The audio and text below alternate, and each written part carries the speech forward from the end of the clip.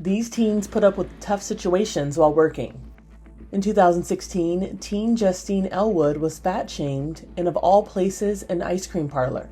She was working at a Cold Stone Creamery in Layton, Utah when she overheard a customer. Her kids were sampling a lot of the flavors that we have, and she kind of pulled them aside and was like, with all those samples you're having, you're going to end up as big as her.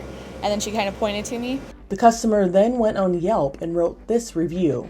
One of their female employees, Jessie Jennifer J. something, is disgustingly obese. And although she is very polite, instantly makes my appetite disappear. I don't like my children thinking they will look that way by eating too much ice cream. I'm human, that kind of stuff. It does hurt to hear that kind of stuff about yourself. It crushed her. Justine's mom, Daphne, went to Facebook and asked everyone to track down the mystery woman. Please, if you know of a woman with children that goes by the name Elaine, last name starts with an S, please let me know and share so we can stop this bullying. How could somebody, write that to a young girl and expect no consequences? So I was really upset. It really was just kind of shocking because it's, you don't expect that from a parent. Talk about a special delivery. The challenge was to dash to the mailbox and race back to the boat before it pulled away. In 2019, these high school seniors tried out as mail jumpers on Wisconsin's Lake Geneva. Safety was a priority as each person was required to wear a life vest. Worst case scenario, you fall in the lake. The boat slowed down but never stopped, so they had to be quick. I thought about jumping, but I knew I'd fall in, so. Timing is everything, and oh boy, that was close. I am nervous. This girl hit the deck hard. You got No, let's see! Afterward, she had a little bruise, but was A-okay. Fall, you get back up. They got the job. Yay! In 2023, all hell broke loose inside a music school in Chicago. 15-year-old intern Rylan Walder was cleaning up. Suddenly, everyone's attention turned to the door as police sirens blared. Then, out of nowhere, an armed suspect fleeing police ran into the school. A police officer right behind him opened fire, but his aim was off and Rylan was shot. That's where the bullet went in, and then this right here is where the bullet came out. When my husband called me and said that, that Rylan had been shot and that he was in an ambulance, I thought my child was going to die in that moment. Les Trent has more. Rylan survived being shot, but his injuries were so grievous, he wondered if his dream of one day playing guitar professionally were dashed forever. 18 operations later, Rylan had to learn to play guitar a whole new way. His family's lawsuit against the Des Plaines Police Department claimed reckless and excessive behavior. The department settled for $1.9 million. I've watched the video of the officer going into the school, following the criminal who I had seen run past my son, and just start shooting. In a statement, the police say the settlement does not reflect the heroic actions the officer took that day, putting his life at risk to save others.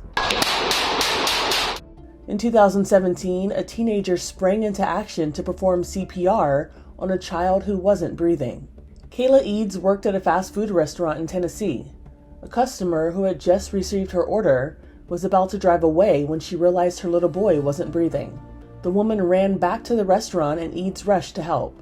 She had taken a CPR class at her high school and immediately started performing chest compressions on the boy. She got him breathing by the time the fire department came to take him to the hospital. Afterward, she was hailed a hero. Man, please don't act like that. You're a grown woman. You're a grown woman. I'm 17. Get out of here. Don't come back. Don't come back. We don't need your business. In June of 2024, Kaeley and Victoria, employees at Keke Snowballs in Willis, Texas, showed perfectly how to handle an angry customer at work. Pretty much, I go up to the window and I'm ready to take this woman's order. And I open the window and she already looks upset. So I'm like, hello, what can I do for you? She tells me that there's been a mishap with her order. The customer says her daughter didn't get an order she paid for. I need my $6 back. Did she put in her... Huh? Did she put in the number? I came up here by myself, and I paid for a snow cone plus $6 extra, so when she wanted a snow cone, she could come up here and get it. When my daughter came up here and said, my name's y'all didn't give her the snow cookie. I'm just listening in the back, and eventually, like, I can hear she's angry the whole time. So I was like, clearly she just wants to have a problem or start something, and I'm not about that. So I was just like, okay, let me just go give her $6 and we can move on, move past this.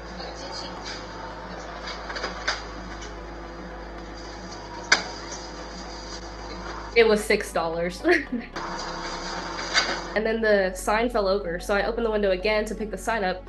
That's when she comes by and slaps the sign out of my hand and calls me, you can see in the video, but she called me. So I just told her, you're a grown woman. There's no reason to be acting like that. Man, please don't act like that. You're a grown woman. You're a grown woman. I'm 17. Get out of here. Don't come back. Don't come back. We don't need your business.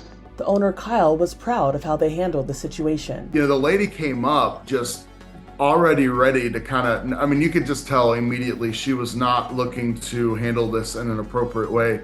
She just kept her cool and you know, did that. So no, I think that was so good for sure. Kyle hoped the video serves as a reminder. To remind us all, really, that as adults, specifically working with teenagers, that you know, problems will happen. Through the shift change, we dropped the ball. So mistakes happen, right? But for you to go up and act like that as an adult, my whole point of, you know, uploading that video was to simply remind us all that, you know, we've got to treat people better. That, you know, our reputation has always been, we're going to take care of it, we're going to make sure everything's good, and she just didn't give us that opportunity. In 2022, Inside Edition spoke to teens making good pay working summer jobs. I'm going to pass it to you. 16-year-old Gabe Heller made $75 an hour coaching soccer. Compared to like a lot of the other jobs that I was looking at, this is definitely like way over minimum wage. Pay is definitely going up because of inflation and because of the fact that there's an ongoing labor shortage, and a lot of companies are turning to these younger teen workers to kind of help fill that labor gap. So you're going to start with the ball in your hand. 16-year-old Anjali Boudron also earned great money, which helped save up for college. I'm definitely making like a lot more money than a normal like summer job I used to work. She taught tennis for $70 an hour. Your parents are out, so what do you want to do? And babysat for $25 an hour. Gabe Jaffe was a 16-year-old CEO of a company called Teen Hampton, which helps teens find jobs. I've had people that have made over $1,000 in a week. The opportunities are certainly there. Companies are looking for you, and you have the opportunity to go in and ask for a bit more money and flexibility. For Inside Edition Digital, I'm Andrea Swindall.